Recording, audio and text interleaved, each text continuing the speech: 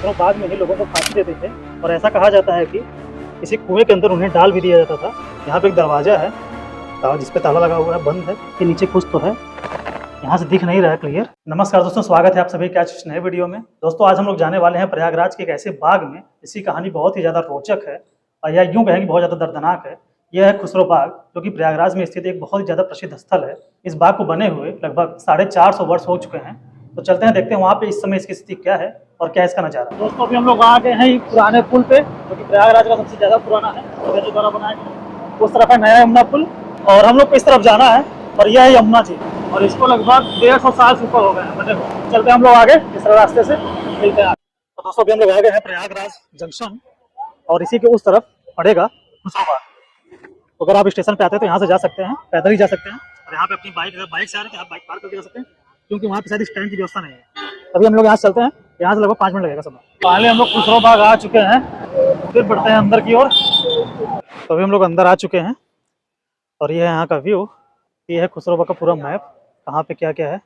अभी इसको आगे चलते हैं, देखते हैं। तो दोस्तों यहाँ से देखिए, सामने एक टॉम्ब है, यानी कि मकबरा है, लेकिन उसके बीच में जो पेड़ पौधे लगे हैं, इसका नज़ारा अलग ही है। एकदम सुंदर लग रहा है, वीआईपी लग रहा है। साफ सफाई का विशेष ध्यान रखा गया है यहाँ पे। दोस्तों हम लोग मकबरे के पास पहुंच गए हैं। यहाँ पे एक सामने दिख रहा है, एक उस साइड दिख रहा है, लेकिन पता नहीं चल रहा है ये किसका है और वो मकबरा किसका है। तो चल के देखते हैं आगे किसका कौन सा मकबरा है। दोस्तों अभी हम लोग आ चुके हैं खुसरो बाग के अंदर और यहाँ पे बहुत बड़ा उद्यान है, जैसा कि आप देख रहे हैं चारों तरफ। अभी हम लोग चलते हैं इसके अंदर और इसकी एक हिस्ट्री, एक दर्दनाक हिस्ट्री जो कहानी है, इसको भी जानेंगे। तो ये जो सामने टॉम्ब दिख रहा है, यानी कि मकबरा दिख रहा है, यहाँ पे खुसरो सुल्तान का और उनकी माँ का और उनकी बहन का मकबरा है। तो अंदर चल के हम लोग देखेंगे कौन सा किसका मकबरा है।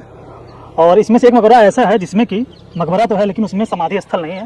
तो दोस्तों ये है शाह बेगम का मकबरा, जैसा कि यहाँ पे लिखा है, उनका इन्फॉर्मेशन दिया गया है।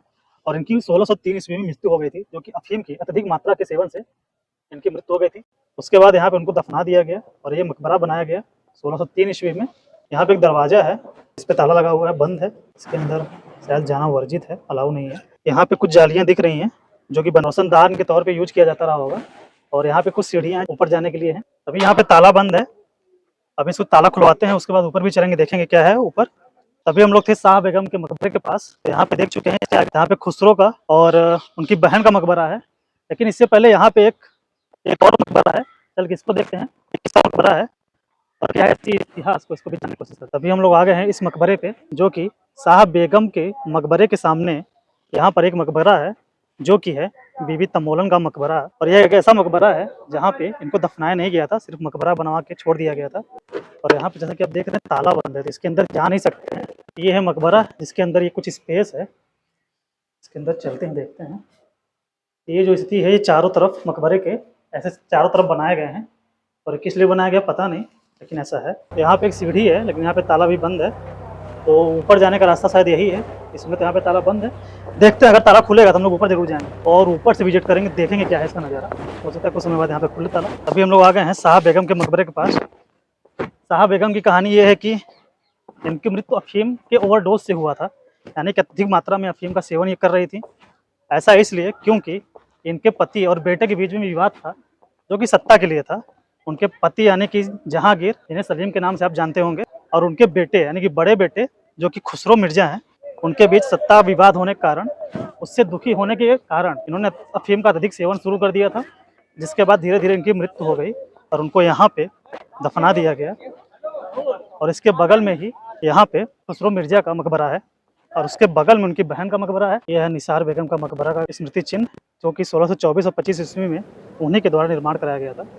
लेकिन इस मकबरे में उनकी समाधि स्थल को नहीं बनाया गया, यह सिर्फ मकबरा है। उनकी मृत्यु के पश्चात उन्हें यहाँ नहीं दफनाया गया है। और वहाँ पे है खुसरो मिर्जा का मकबरा, तो चलते हैं वहाँ। तो दोस्तों ये है खुसरो का मकबरा, जो कि इनका इन्फॉर्मेशन यहाँ पे दिया गया है, जिनकी मृत्यु 1622 ईस्वी में हो गई थी।